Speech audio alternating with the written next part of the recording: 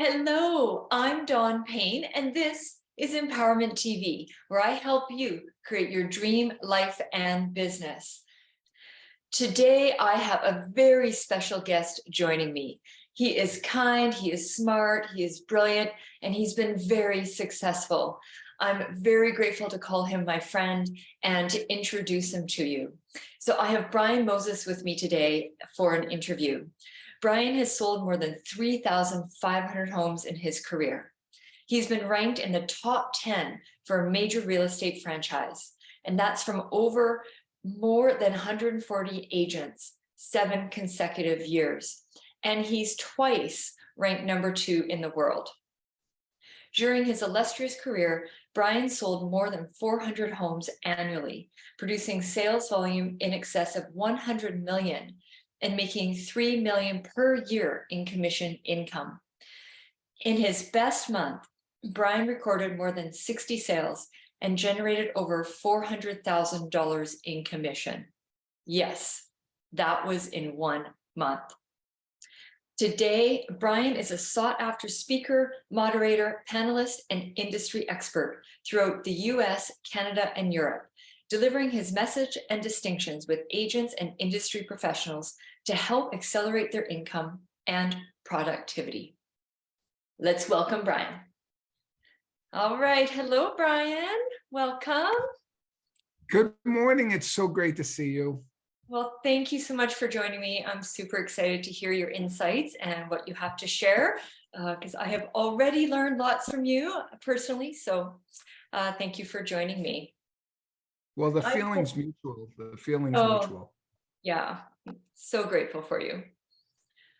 I want to jump in right away on talking about mindset in business, because this is probably one of the top things that makes the difference, the make or break. So share a little bit with me about your thoughts on that. Well, mindset is huge. What you think about, you bring about. I often say what you focus on expands. Mm-hmm. I'm not a big one about positive thinking. You have to do the work, but I do believe in beliefs. And I think that sometimes our experiences create our beliefs, and your beliefs control your thoughts control your actions or inactions, and your actions control your results. So beliefs are really important. And, if I were to offer somebody something about mindset, there's a lot of different ways we could go, but I believe that for me, it starts with beliefs. And I believe that anything's possible.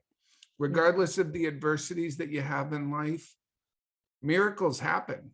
I mean, people far worse circumstances than you or I have turned their lives around. Immigrants who migrate to North America, to the US and to Canada, are 4 times more likely to become millionaires than our own citizens. And the reason is because they believe they can.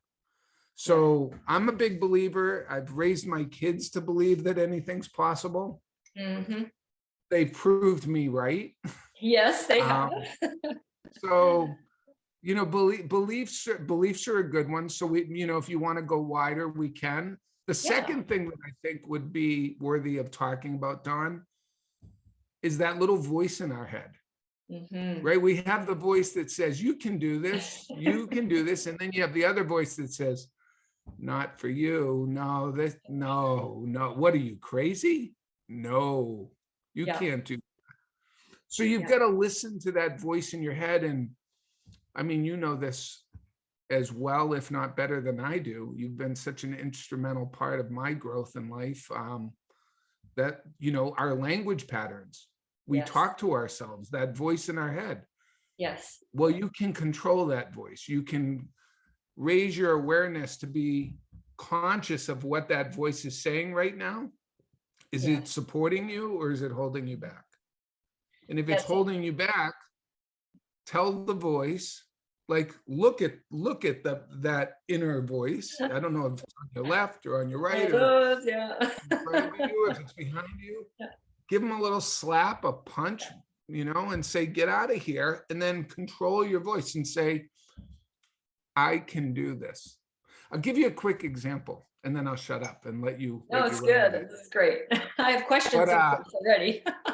I was in Las Vegas speaking at a couple of big conventions this week. And my 20-year-old son, who's a college athlete, said, oh, you need to go to the spa, Dad, and do the hot and cold, hot and cold. I'm like, I don't want to do the hot. The voice in my head is, I don't want to do that. That doesn't sound like fun for me. He goes, it's so good for you. You'll feel amazing afterwards. So I go, okay. So I'm in the steam room and my voice is going, it's freaking hot in here. Yeah. This is hot. Yeah. My voice is telling me to let's go. Yeah. Then I go into the cold room. It's a cold shower, 30 seconds. As soon as that ice water hit my head, I'm like, holy shoot, this is cold. I don't want this. Yeah. But while I was in the shower, in that cold plunge shower, I changed my voice consciously. I said, this is warm. I'm freezing, right? This is warm. This feels good. I've got this.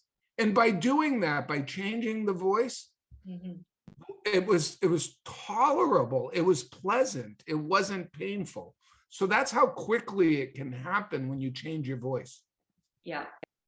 I love that. I've got this.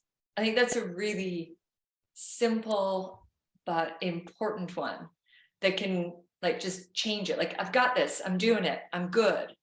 Focus forward and just kind of override that other thing that's on there, because those voices can get really loud. And the voices from others, like, how do you manage that? So it's our own voice, but we also have other people's opinions coming in and their thoughts, and trying to filter through what's valuable information and maybe good feedback versus something that's going to kind of set us off in terms of our own little spin. Well, you become a product of your environment. So I try to balance it. You can't pick your family, right? Yeah. You can't choose your family. And, I love my family. I'm grateful for my family, but they don't think like I think. They have different values. They have different experiences. They have different perspectives of the world. And family, often they want to protect you. They don't want to see you in harm. They don't want to see you in pain. So sometimes their intentions are really good to hold you back, to, protect you from failure or financial loss or pain or a relationship that might go bad, because there's risks in everything, right? Yeah. But my belief, going back to that word belief, my belief is that life is a journey, and without experiences, you don't grow. So when my family is telling me, oh my God, the sky is falling, and they're pointing out, I just like mentally pull down the blinder or filter, and it's like Teflon. Their words don't enter my brain. Yeah. Then I consciously choose who I hang around with. Like you and I have become really great friends. Why? Because you fill me up. You tell me my own self-imposed limitations, you correct me and go, what are you talking about? Are you nuts? Of course you've got this.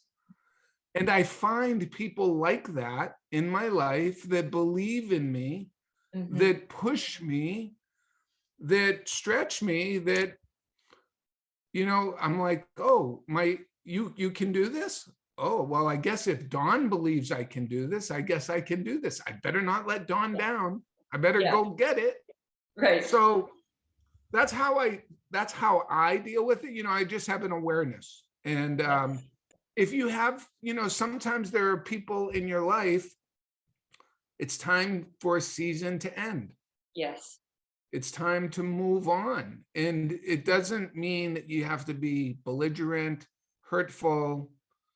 You just say no. Hey, Brian, Janet, are you able to go out this weekend with us? Oh, I'd love to, but in my head, you're so freaking toxic Yes. that I have to say no because it doesn't serve my future. Yes. So just, politely bow out, but choose your environment wisely. That makes sense. Yeah, that's certainly helpful to lift yourself up and lift others up at the same time, and keep that circle of help and trust and belief in each other. Yeah, Yeah. definitely a good part of it. I want to go back to something you said earlier, because you had said beliefs create thoughts, create actions. Did I Or get that inaction. order and that language correct? Yeah. Yeah. Yeah. But your beliefs control your thinking. Your Yeah. thinking controls your actions or inactions. Yeah. And those Inaction. actions or inactions produce your results in life. Yes. I think that's another really important kind of step process, starting with beliefs, as you said a few times here, and then coming to the action. So I want to shift it over to goals, because I know you're a big goal setter, but it's got to start with the beliefs, and then kind of travel through over to the do. So can you share a bit more about goals with me and your Well, thoughts? when you believe that anything's possible, and maybe we take ourselves out of the realm of possibility, right? Yeah. Do we believe that we can have better relationships? Do we believe that we can have more money? Do we believe we can experience the dreams, hopes, and do we believe that it's even possible? Mm-hmm. Or do you have a belief that you need an education or you need resources? Like, I believe that there are resources available to us to tap into that we don't even yet know exist yet. True. But if you can just believe that, Oprah Winfrey's a great example. There's tons of other examples of people that I look up to that have had amazing lives that on paper should not have had amazing lives. So if they can do it with their hardships, with their adversities, with their obstacles, I believe I can too. I don't know how. So this transitions to the goals. We don't know how. Don't worry about the how. Believe that it's possible. Just take that in. Just believe that it's possible. Set ridiculous goals. I don't set realistic goals. I don't want to live a realistic life. I want to live an unrealistic life. I want to live a life that people go, holy smokes, he's lucky. Really? I'm lucky? All right. Yeah, I suppose I'm lucky.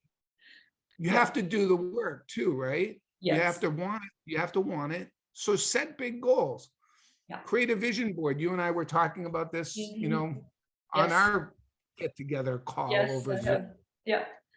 Mindset. So dream big, because when you dream big, even though you don't know how you're going to accomplish those dreams, those thoughts grow like seeds in a garden, and you'll start looking for opportunities, a little window, a little crack. You'll take one step in that direction towards your goal. And maybe you get maybe the door will get slammed in your face. That doesn't mean it's over. Everything that anyone has ever experienced, achieved, accomplished that they're proud of, in my estimation, as I've looked back, had failures along the way. Expect them. I think that humans, we're weak, sort of. We get a problem, a problem, and the problem crushes us. And I'm like, okay, well, I know that didn't work. So let me try this. Oh, that didn't work either. Let me try this. I'll tell you a funny story. We'll see how it plays out. Sounds good. My son is in Nashville. He's in college. And Morgan Wallen is doing a free concert at the Predators Arena tonight. And my son was in class. He didn't even know it existed, but he calls me up. He goes, Dad, They gave away tickets. People stood in line for hours, free tickets to see Morgan Wallen. He goes, I'm going to go tomorrow and see if I can get in. I was in class. I didn't get a ticket. I go, well, just be careful, Hayden, because trespassing is you could get arrested, right? So Could be a don't problem. get arrested. Don't get arrested. But I'm a believer. Anything's possible. He goes, tickets are $1,000 a piece. So, people got a free ticket and then they're selling them for $1,000. Yeah. So I said, hey, just decide you're going. He goes, I don't know how am I going to do this? I go, I don't know how you're going to do it either. But there's a million ways to get into that arena. There's a million ways. Right. Just decide you're going, put it into the universe. So he wrote Morgan Wallen on Instagram, messaged him. Yeah. No response. Door slammed in his face, right? Yeah. So now he's messaging the drummer, the guitar player, he's becoming resourceful. Now, whether or not he gets in or not, will be determined because the concert's tonight. So stay tuned and we'll. But no matter what, he's trying. Like, you get nowhere if you don't try. That's perfectly said. Yes. Yeah. Yeah. And you've made all the effort you can. And sometimes, just so you know, there's people out there that rush to judgment, right? So they go, what Brian and Dawn are talking about, if he doesn't get in tonight, oh, this doesn't work. This is a bunch of crap. I guarantee you, he will see Morgan Wallen in the next 12 months. Guaranteed. So you set a goal, you don't achieve the goal tonight. Yeah. You achieve the goal 3 months from now. Yes. Because your thoughts put your body into a vibration. It's gonna happen. It will happen. So do you follow me? Absolutely. Yeah. It's I have an example of a famous musician who was my favorite of all time. And I got an invite to go backstage to do all this stuff, and I couldn't make it in time. It's like, oh my gosh, I missed my chance. Well, fast forward a few years, I had dinner with the guy at a charity event.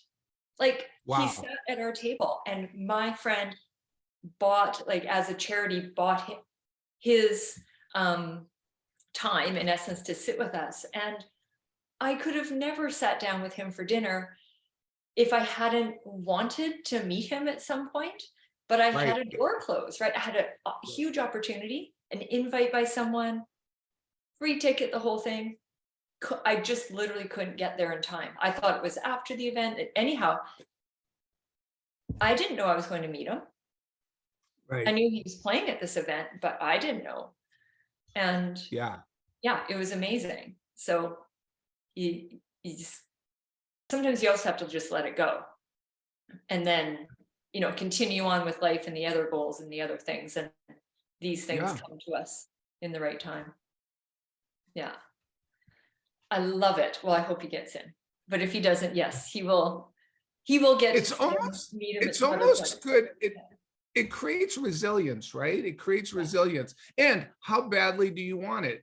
Yes. See, what I found is it needs to be really bad.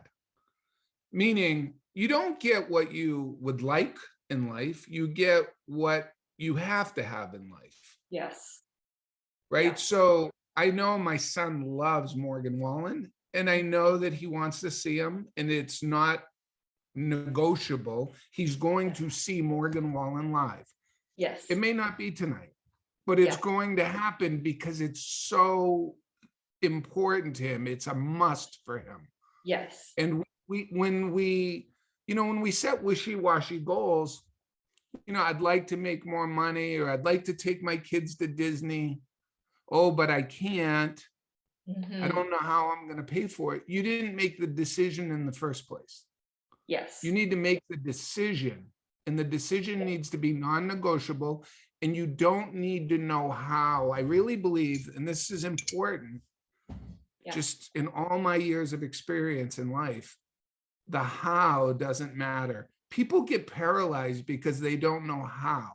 I want to get engaged. I want to buy my wife a diamond ring, but I don't know how I'm going to pay for it.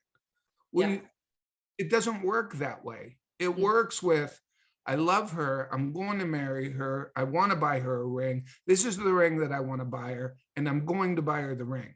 It's a must. Then you will find the way. The ways, the opportunities exist, and they will land in your lap if you're looking for them. Yes. That's the key, looking for them. Yes. Yes. Mm-hmm. Yeah. Love it. Thank you. Let's talk about, speaking of deciding but not knowing the how. Once you know what you want to do, we'll use business as an example, because of course I introduced you with your business, amazing, results and successes. So let's talk about how the how starts to play in terms of like how to build a business. You've decided you want to do it. You're going to have some setbacks along the way, but kind of the setup of a business that can be successful long term. Well, I think that links to your identity. So, as you're asking me the question and you're talking about, okay, the next steps, once you've decided, but you don't know how, once you've decided, your identity starts to shift. Yes. I recently shared with you, and I think there's a great parallel here, that I was setting my goals for the future. I read this great book, Be Your Future Self Now. And it got me thinking about what the next 20 years of my life look like. What are all the things I want to do, achieve, experience, have, be?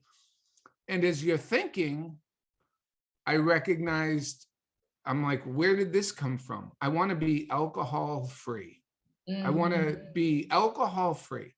Why do I want to be alcohol free? Well, because I have an injury and I drink socially to mask the pain. And I don't want to be dependent on alcohol. So it entered my brain. I want to be alcohol free. Once you have a goal, it starts to shape your identity. And things happen very quickly when you see yourself as someone who is a non-drinker. That's an identity. Yes. People ask me, I was in Vegas, Sin City, the, drinking capital of the world. I didn't drink. Didn't even have a craving to drink because I now see myself as a non-drinker. I have no judgment about people who drink. I've been drinking my whole life. But people say, hey, would you like a drink? I'm good, thank you. I'll have a glass of water. So the same is true in business. When I set some really big business goals, to work with Tony Robbins and Chet Holmes, that was a goal. I saw myself in that role. When you see yourself, when your identity shifts, you start to take on behaviors or actions that move you in that direction. And it doesn't happen overnight. There's a lot of adversities, a lot of obstacles. By the way, that's just called life, right? Yes. And expect them along the way. When now I'm old, I'm 57. Oh yeah. When I'm pursuing something, right? Like I'm not 20 anymore. But when I'm pursuing something and there's an obstacle, I'm like, okay, what else you got? It's not gonna stop me. And notice my language. It's not gonna stop me. That, and by the way, it could be significant. It could be like, you might not go, maybe it's like, whoa. Right. Ouch. But then in a moment of conscious awareness, you go, that's not going to stop me. I'm not giving up on it. I'm not a quitter. So your identity, anything that you link I am to, I am. So the people watching, who are you? What are you? What do you stand for? And if, by the way, if you're saying, well, I'm uneducated and I'm weak and I'm poor, or I talk to people and they go, you know what, it's nice for you, but I'm broke. Well, that's your identity. Yes. Change your identity to I'm rich, I'm resourceful, I'm wealthy, and Yeah. use those affirmations to shift your identity. Eventually, your brain will start to go, you are rich. And it'll Yeah. look for all the ways that you are rich. You have people that love you, people that care about you. You have a roof over your head. Yeah. You're not homeless. Mm-hmm. So we can move in that direction. So I think it's, the answer to a very deep question is how Yeah. has to do with your identity and how you see Yeah. yourself. And I really like the what do you stand for? Because when you know what you stand for, and also like your standards for yourself, for how you even start with the beliefs, and an identity is a belief about who you are. And then what is your standard, which we talked about early on, like even having like who do you surround yourself with? But what do you stand for, I think, is another really key question. And what won't you tolerate? And I think you and I have talked about that before is, what are you tolerating that isn't your standard? And I can say for myself, I've recently had that experience. I'm like, my standard was way too low. I was tolerating something I really didn't need to. And I tolerated it too long. But, then believing that that standard can be met, because that's what I want. It's So in I think and it's in unreasonable. those moments of it's in those moments of decision that you've changed your life and trajectory forever, right? It's a 2 millimeter shift. Yes. A ship leaving a harbor. I live north of Boston, so we live on the East Coast. If a ship is heading due east, it's going to arrive in Spain if it stays on that heading. But if you change the heading just 2 degrees, by the time it gets across the ocean, it winds up not in Spain. Yes. So when you decide that, this, how you raise your standards, another way of saying what you just said, is when what was once acceptable in your life, being overweight, being broke, having credit card debt, being in a toxic relationship, making minimum wage, not that there's anything wrong with that, but when whatever it is that's going on in your life is no longer acceptable, and you've had enough, you've essentially made the decision to raise your standards. That is the 2 millimeter shift that in a year, in 3 years, in 5 years, while you're talking, I'm going to see if I can show you this, but I just went to my mother. I just took a look at my childhood. I shouldn't be where I am today. We grew up in the projects, on welfare. I just last weekend took a drive by the first apartment that I lived in with my mom. Wow. There's guys in the alley smoking crack. And I took pictures of them. I'll send them to you if you want to weave them in or whatever. Sure. But I'm just like in such gratitude. But the difference between where we were and where we are today was I wasn't going to live the rest of my life that way. I didn't know how I was going to do it. I made a lot of mistakes along the way. And, I don't consider myself the richest person financially in the world, but I consider myself one of the richest people in the world, with love and with appreciation, with gratitude. I think that that'll serve people watching this too. Everybody, regardless of how bad things might be on the surface, it's only temporary. It's only temporary. We have a lot of years left, God willing. So it's not permanent. Your problems are not permanent. It's only temporary. And we all have things that we can be grateful for. And when I'm in a funk, or because I'm human, when I'm having a bad day, or the deal that I was trying to close didn't close, and I want to feel, woe is me. Yes. Whoa, that deal didn't close. I blew it. I missed that opportunity, right? I'm a victim in the moment. I focus on what I'm grateful for. And it changes my focus. It changes my feelings. It changes everything. What am I grateful for? Yeah, it does change everything. And going back to the I am wealthy. Well, I have a roof over my head. That's pretty fortunate. Yeah, people Seems love me. simple. It can be like, well, of course I do, Yeah. but not everybody does. So, yeah. 2/3. This is an interesting statistic. We take things for granted that are free. We don't appreciate things that are free. Yes. Oxygen is free. Yeah. When's the last time our viewers go, oh my God, I'm grateful that I have oxygen. Yeah. I'm grateful that my heart beats 60,000 times a day or an hour. I don't know how many times your heart beats, but it beats to provide you life. And without that beat, you're dead. Do we think about that? Do we think about how my youngest son has albinism? His vision is 2200. He's virtually blind. He has to hold things right up to his eyes. He doesn't know any better. He doesn't take on the role of a victim, but I'm grateful for my vision. Yes. I'm grateful for my hearing. I'm grateful for the internet.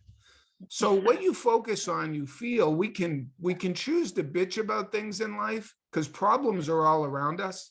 Yes. Or we can choose to be appreciative of what we have. Yes. And maybe be appreciative of our problems, because our problems, when we're resourceful, when we overcome them, when we realize they're temporary, and we will eventually get on the other side, right? I've been in bad relationships. I've had bad employers. I've had financial hardships. When you get on the other side of those, you're like, wow, I did that. And it makes you who you are. So when you're going through the adversities of life, maybe you go, okay, this is here to serve me. It's not pleasant. It's not fun. But I'm excited for who I'm going to become in this process. Yes. It's an opportunity for growth as much as it can suck in the moment. You just got to remember that. One of the things I say to myself, this setback is a setup. If that happened, it's happened for a reason. It wasn't what I was meant to have or do, or, whatever the case may be. It's opening the door somewhere else, but I got to stay open to it. So if I shut it all down, that door won't open again. So those setbacks can be set ups, and we get to learn and grow and become someone else, new identity. Yeah, let me offer you this too. I just, I don't know, I was just thinking about it. It goes to the how, right? So once you have big goals, and we talked about identity, let's talk about channeling, right? Sometimes if we have a big goal, Hayden doesn't know how he's going to get into the arena. Right. And if he knew, he'd be in, right? If he knew, he'd be in. Yeah. So sometimes channeling is a great tool or a great resource where I don't know how I'm going to accomplish something, but other people have done it. So who can we channel? Whose energy, whose experience, whose resourcefulness, who can we channel? What would they do? What would they do? So Hayden, I've gotten into some big events, big sporting events that I didn't have tickets for. And so Hayden channeled me, hey Dad, what would you do? Right. Even before he reached out to me and told me about it. He's like, hey, I'm just going to go to the arena and see if so Dad by the way, I'm giving them a limiting voice, right? I'm saying, be careful, don't get arrested. That's a dad. Don't get in trouble. But I did, my text was, go to the arena. Maybe, when you make, because decide you're getting in. Yes. It's possible, not likely, but possible that the vibration of that decision will put him in an environment. It's happened to me where somebody goes, hey, I got an extra ticket. You need a ticket? How much do you want for the ticket? No, it's yours. Yeah. And they give you the ticket. You're like, how'd that happen? You made the decision that you were going, and the universe delivered. Yes. Now, it doesn't always work that way, but you've got to put yourself in a position to win. Yes, absolutely. And I like what you said about what would that person do? It's like having a role model, but bringing their beliefs and their thoughts into you so you can think that way. Did you have role models growing up, or did you choose people? Like, did you see people that were inspiring? You're like, I want to think like that person. Like, what took you from where you were as a child to where you are now in terms of that? Yeah. The answer is yes. So I had a football coach in high school who believed in me, who told me I could do anything that I set my mind to. However, I never took a snap. I never played. Well, one of my goals was to play high school football, but I sucked. I was horrible. I was not athletic. I remember going to the coach's office and go, hey, coach, I think I'm your next tight end. He goes, really, Moses? He goes, all right, run a post. I said to my buddy, Jeff, what's a post? He goes, you run 10 yards out this way, 10 yards that way, and then the ball will be there. I go, okay, so Coach Gaddy tells me to run a post. I run the post. He throws it. It hits me straight in the head. The hands are here. The ball goes right through, hits me in the head. He goes, well, I think that's the end of that conversation. So, but I had a coach. I was lucky. He just had so many good conversations with the team, being in that environment. It changed my life. Then I had a pastor who also shared his experiences with me, Father Ed. He was a positive role model in my life. My dad was a role model in my life. And then Tony Robbins, I saw Tony's infomercial. Yeah. And he's like, there's a giant within you, awaken the giant, or unleash your personal power. I'm like, I have personal power? Yeah. Well, I guess if Tony says I do, I do. Yeah. And then I met Bob Proctor. Yes. Bob Proctor was an incredible friend, role model. These are people that if you're not familiar with them, you can find them on YouTube. You can read their books. They're amazing. They're all incredible people. Yeah. I talk about, it's like fertilizing your mind, right? I've got my mother who's going, well, do you know? You know all the reasons why why you can't succeed. We're not educated. We're not, we don't have the resources that other people have. I go, well, Mom, those are your beliefs. Those are not mine. And I love my mom. I love her. But she grew up during the Second World War. She was evacuated from Czechoslovakia. Her father was killed in the war. She had no role model. And she allowed her experiences through life to protect her, because our brain is designed to protect us, to make us safe.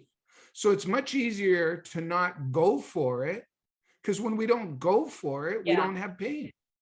I would say it feels safe, but as you know, part of the joy of life is that growth and that dance, right? Of the fear. You think you're safe, right? You think you're safe by not going for it. Yeah. But you have debt, you have bills. Are you really safe? Yeah. Or are you really free? So, you can choose to look at the glass as half empty, or you can look at it as half full.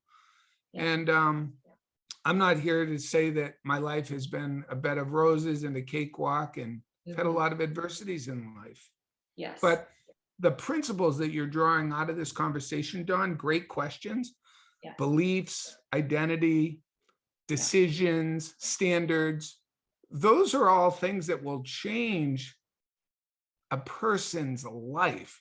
Yes. The problem or the challenge that we have is we're impatient. Anybody who has internet, who has a computer, who's able to watch this, they have running water, they have electricity, they have a roof over their head. Yes. So we're impatient. It doesn't happen, right? Here's what I know about my son. He'll do everything he can that he can think of, and he'll learn from it today to get in. And he'll either succeed or fail. But if he fails, it's not over. He's not impatient. He knows that the world doesn't work that way. In fact, it's more probable that he won't get in tonight. It's more probable. But he's not giving up on it, right? He's got the patience to know that it will happen in its own accord, right? I wanted to make a certain amount of money. I wanted to achieve a certain milestone in business or an award or an accomplishment. It didn't happen that fast. Years of getting kicked in the pants, Oh, years. Oh, yeah. I know. And you go, okay, I'm getting closer. I'm getting closer. So I hope that's helpful. Very helpful. And I think, you're talking earlier about, the basics and kind of where we start. And so often once we're at a certain level or a certain place in life, people look and say, oh my gosh, you're so lucky. But they didn't see that 20 years of commitment and decisions along the way and setbacks and, all the things that have happened that really took the psychology and the mindset and all of that to bring you to where you are. And you're not done. Like, you have new goals and you have new things you want to do. And that's part of what keeps life interesting and kind of keeps it compelling, right? That compelling future. And you can have all the money in the world and all the success, so to speak, and still not be happy. And I think that's also important for people to understand and know that just reaching this one goal or benchmark or whatever it is doesn't necessarily equal happiness either. So can you expand on that? Because I know we've talked about that a bit in the past. We're kind of just continuing on mindset here. I think we're not going to go into the mechanics of business, but I think this is the direction. Well, we could do, I'm happy to do a part two. This has been great. I think it reinforces things that I need to hear and be reminded of again. Me too. Yeah. That aren't always at the top of mind. So when you pull that out of me, I'm like, maybe I've been playing small in some areas of my life and I need to heed my own wisdom or advice.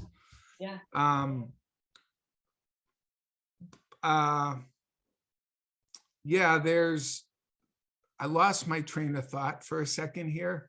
Can you repeat the question? So with mindset, there was another piece that I want. It's coming. Like, you can have all the success, but not actually be happy or feel fulfilled. Right. Like, we can say, oh, I'm grateful, I've got all this money, I'm grateful, whatever. But it's not really sinking in or really feeling that way. Like, it's a belief system again and an identity, but any thoughts or like pieces of wisdom around feeling fulfilled? Yes. So thank you for redoing the question. There's balance, right? I know some people, Dawn, and you probably do as well, people watching, know some people who are so rich, all they have is money. Yes. Think about that. They're so rich, all they have is money. And they're not fulfilled and they're not happy. And I know lots of these people and my heart bleeds for them. I'm happy they have so much money, but they don't know who their kids are.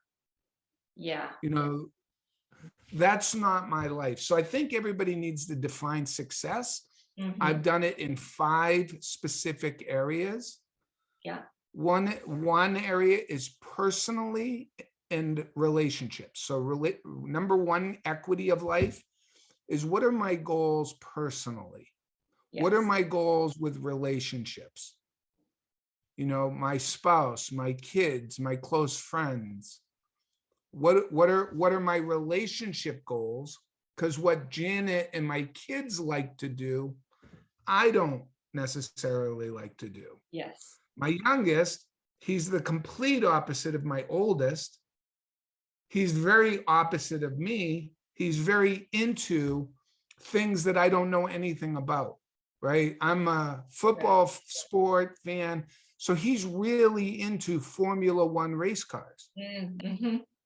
So my goal for him and me to have a bond, to have a relationship, is we're going to Montreal in June to see Formula One race cars. And he's going to educate me on it. Now, I'm not looking forward to the races. I'm looking forward to my time with him, that'll be a magical moment. I have goals with my wife who are very different than my personal goals. Yeah. I like to ride my motorcycle. I have a Harley Davidson. My wife hates Harley Davidsons. So I think in equity number 1, what are your personal goals? What are your relationship goals? And be cautious about spending time with people who prevent you or try to hold you back from your goals and your dreams. I like motorcycles, and my wife, scared to death of them, says, be careful, be prudent, be responsible, live your life. She's not saying you can't do that, don't do that. That wouldn't work very well, right? No. Like, I love motorcycles. So personal and relationships, that's equity number 1. Number 2, health. What are your health goals? You know, is it a weight? Is it a body fat percentage? Is it energy? How do you define success as it relates to health? So I set goals in each of these categories. The third is professional. What are your professional goals? What career do you want to be? I've shared with you that my future has not yet been created, but everybody can watch for Brian Moses, the professional comedian, you know, coming to the arena near you someday. Love it. Like, so I have professional goals. Yeah. People go, how are you going to do that? I have no idea how I'm going to do it. I'm going to do it. And I'm going to do it big, because that's how I do everything. Yes. So what are your career goals? If you could do anything, and by the way, you can, what would it be? Yeah. You know, you hear stories about these movie stars or that go to Hollywood and make it big. Well, that was their goal. They did what they needed to do, and they've been rejected over and over and again. Or athletes who make it to the NFL or the major leagues. Yes. You know, and they came from the hood in the ghetto. Yeah. So professional goals. What are your professional goals? Financial. What are your financial goals? Yeah. How does it relate to wealth, income, savings, money in the bank, debt? What are your goals? And then lastly, the 5th is spiritual, not religious necessarily. If it's religious for you, then great. You have to define your spiritual goals, but religion or philanthropic. How are you going to make a difference in this world? What contributions are you going to do without expecting anything in return, right? What are your spiritual goals to leave this world a better place than when you arrived? So that's kind of how I bucket my goals. And, you know, every year, Dawn, I go through and I revisit them and I write them down and I keep them handy, and they're all here. I'm not a hypocrite, and I'm not telling people that, you know, oh, you need to do this, and then I don't do it. I do this. My kids do it. My friends do it. Yeah. You walk your talk. Yeah. Yeah. You walk your talk. And I have to say, that's one of the things that I have,